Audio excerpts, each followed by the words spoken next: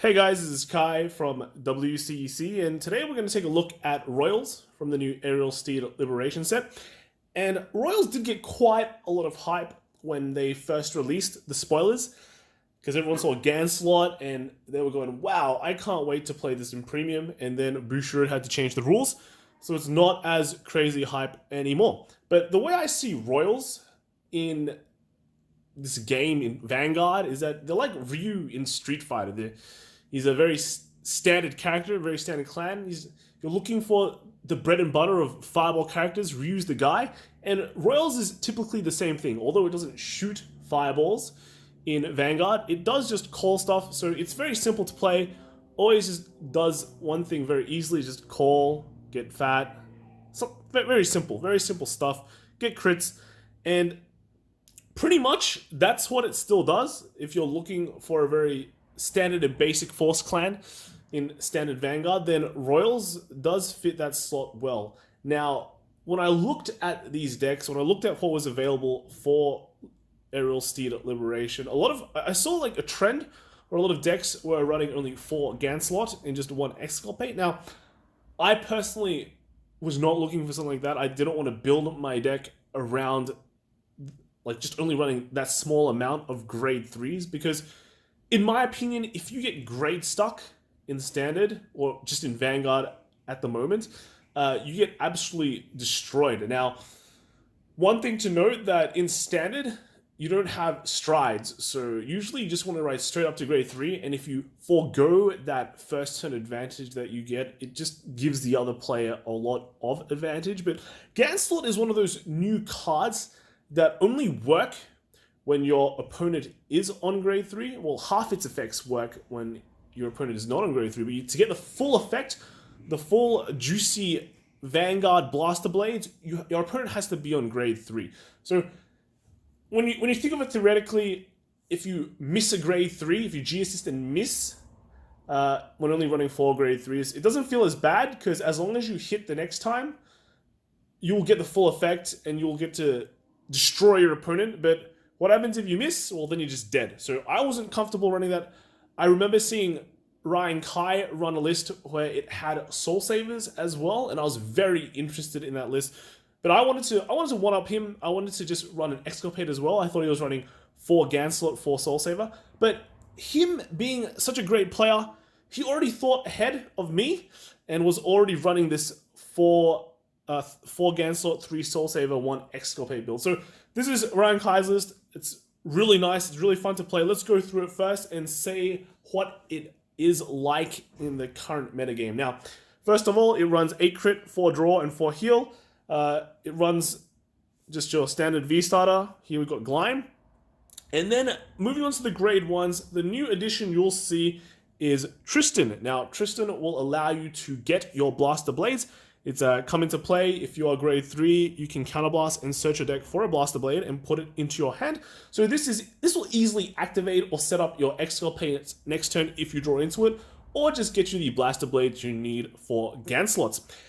You will see that we are running K's. That K and Bedivere engine is still in, and it is still amazing, always hitting those really nice numbers and enabling you to rush early game. But you also see that we're running Pongal. Now, when in the previous set, not the Messianic set, but Miyagi got released when Monarch Sanctuary was a thing, a lot of players did opt to take out this Akane Pongal engine. But there was some, I think in the SCA meta, this Akane Pongal engine was still quite popular. And we've kind of put that back in with this build because it honestly lets you push very early. And with just a couple of Akane and Pongals, you will just hit the soul required for your Soul Saver Dragon, which is very nice. And we're also running Pluck Enchanter. This is the card that Royals have been waiting for. It enables you to counter charge, but although counter charge is good, it also lets you soul charge. Another key thing for Soul Saver. You don't really need to use the counterblast as much. If you're good at using counterblast or managing your resources, the counterblast problem doesn't really come around. We're not running like Marins and Allens, so that early game counterblast is also not needed. The only counterblast we'll ever get is like K and a Kane early game, and a Blaster Blade if you want to use the retire. So overall, our Counterblast is pretty tame. Ganslot is free, so this card is just filling that flex slot right there. If we get it, it's okay. If we don't, that's fine too. Moving on to the grade 2s, we definitely have to run 4 Blaster Blades because you're running Ganslot. Again, you don't have a lot of flexibility here because you're running the K engine as a K Bedivere engine and a Kane and Pongal. You just got to run 4 of both. And then, yeah, you have no flexibility with running Blaster Blades. You run 4 because this is Ganslot. And then onto the grade 3s, you're running Ganslot at 4, Soul Saver at 3, and Exculpate at 1. Exculpate's nice. If you get into it, that's fine. If you don't, that's fine too. It's pretty much there as a finisher now. Before, when you ran the old Royal build, you used Exculpate as a field clearer and a finisher. This time, he's pretty much there as a field clearer. You really only want to just sit on a Ganslot for the entire game. Maybe until you pummel your opponent until they have like no hand, then you can go into a Soul Saver and finish them off. Otherwise, you could probably even just finish them off on a Ganslot as well. So overall, this deck functions pretty standard. It just does what it does.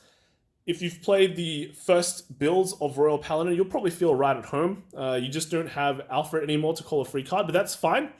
That's fine. You get Ganslot, which is just better. You normally go Force 1 with this clan. I toyed around with the idea of going Force 2, and you'd have some really nice big columns or big crit columns with your Blaster Blades, but you don't really put that much pressure. You want to sit. You want to just sit on a Ganslot until maybe you get another Ganslot, because the longer you sit on Ganslot, the less you have to worry about riding. You can even discard future Ganslots as well, because as long as your Blaster Blades are alive, they will just keep on pushing that extra drive check.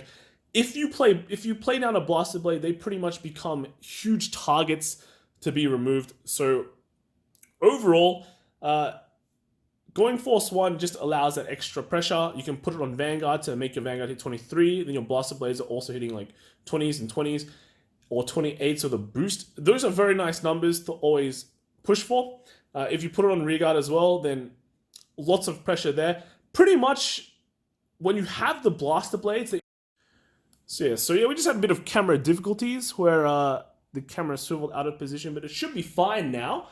So back to the topic, Force 1 and Force 2, I personally do go Force 1. When you hit your opponent and pressure them onto high amounts of damage, like around 4, then your opponent is very pressured to guard your Blaster Blade attacks as well, because you just don't want to take a crit and die, and you don't need to set up a full field of Blaster Blade. Play one down, that's fine, it gets a crit.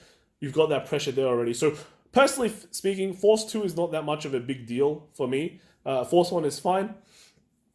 With the situations where you don't ride Ganslot, before you'd use Soul Saver as a finisher move, now you can just aggressively push Soul and then use Soul Saver as a damage pusher and hit your opponent up to high amounts of damage, because when they're at high amounts of damage, your next ride of Ganslot then becomes very threatening.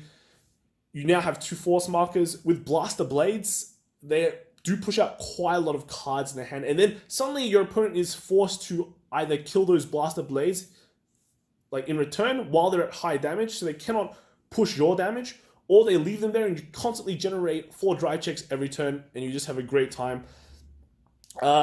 Your Exculpate is just still there as a finisher now.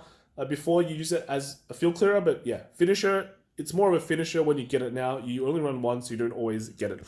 And in this current matchup, or this metagame at the moment, unfortunately, I want to put Royals as the top dog Force Clan. I think that really goes to the mentioned Police. But Royals is always this deck where it's very easy to play. It's a very easy deck to get into and learn, but it forces the player themselves to make correct decisions, whether it's you have to pray for luck or you have to play very differently. Royals does one thing well, and then it will force you to learn to play the situation and play the correct move in the situation. Other clans have very powerful effects and very broken effects. They can kind of just brute force their way through things, and you don't really have to think really deeply into the situation. But Royals is not that. Royals is very incremental in what it does. Even while being aggressive, it's not like you just chuck down a whole hand and hope you YOLO and win. That could be the correct move, but most of the time it's not the correct move. It's not the correct move because you don't just generate resources out the wazoo. So in the end, it will train you as a player to get better and learn how to play the game as opposed to the game playing you.